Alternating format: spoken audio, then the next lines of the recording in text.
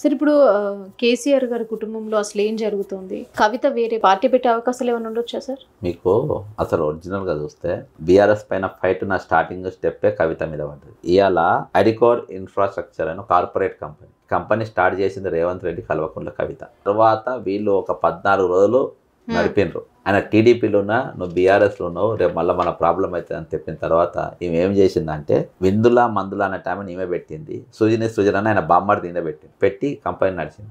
సృజన్ రేవంత్ రెడ్డి బామ్మర్ది ఎవరంటే ఇప్పుడు లిక్కర్ స్కామ్ అయింది కదా, అందులో ఈయన పేరు కూడా వచ్చింది. సృజన్ పేరు, కవిత పేరు, ఇంకా రాఘవ, వీళ్ళు చాలా మంది అందులో ఇన్వాల్వ్. ఈ రోజు బీఆర్ఎస్ పతనం కానికి ఒక కారణం కల్వకుంట్ల కవితని.